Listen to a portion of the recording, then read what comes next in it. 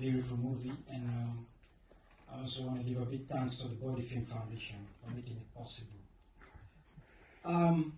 Ladies and gentlemen, I want to welcome our guest for this afternoon. She's a poet and activist. Of course, you've seen some shots of the documentary, and she just moved to the Netherlands, and we're going to have a chat. The documentary tells us a lot, but we want to dig into it. Ladies and gentlemen, please welcome Somaia Ramish.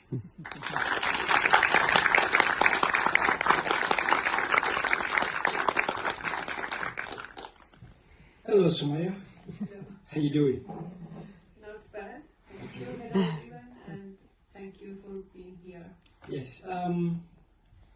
Of course, we know each other a little bit now, for a little while, and I see that we have a lot in common. You know, I came from Sierra Leone, a former war-torn country. We also had like a 10 years war. I didn't flee the war. I came to the Netherlands later as a refugee. I also asked asylum. I was at the very camp that I saw at the documentary, Scavender.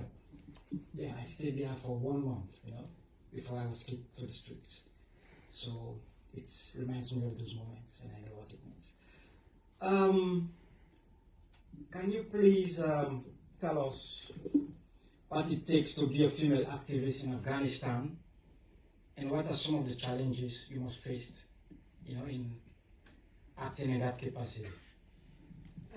Thank you for the question, and I want to appreciate from Poetry International to give this opportunity to me to little bit talk about.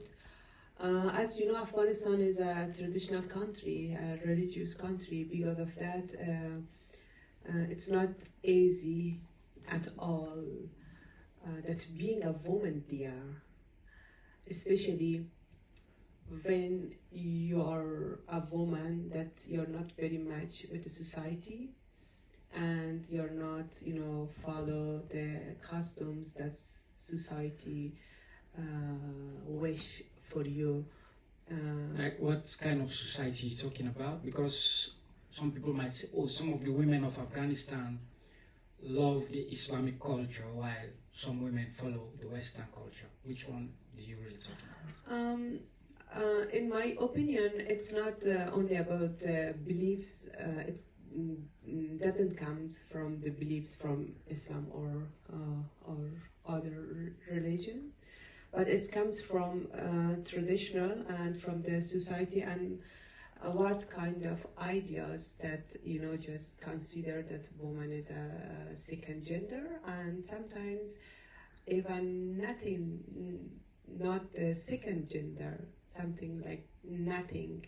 You know, I comes from a society, in a part of them, families prefer boys than a girl, and also in a society that very young girls just push and force to marriage with someone they don't like. And also another example,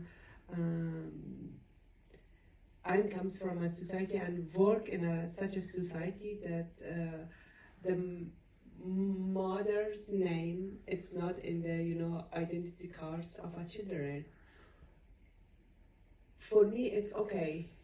Everyone should have this right to select their religion, their, you know, what she or he wants to wear, what to believe, where we want to go, living, everything. You know, we are free. You know, a human should be free to choose. Yeah. When you don't have this right, it's very difficult. Did it make it like double difficult for you to be a woman and an activist at the same time? What were the challenges? Yeah, I just say this. For first problem is you're a woman. The second problem is you're a woman that you have some activity against, you know, some rules, some traditional, some things that want to steal you from yours. Okay. You know, because of that, it's not very easy.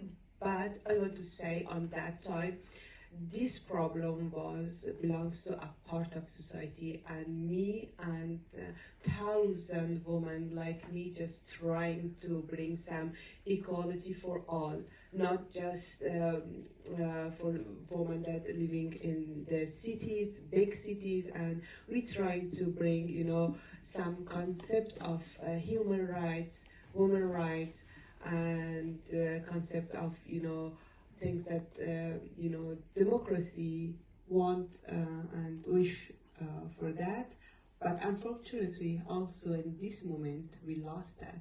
Yeah, maybe we're going to talk more about that later on in another question. So can you tell us about the activities, because I understand you started a movement here in the Netherlands and you've been living here for only 2 years now? Less than 2 years. Okay. On August it would be 2 years. Less than 2 years, okay. Then you started a bamboo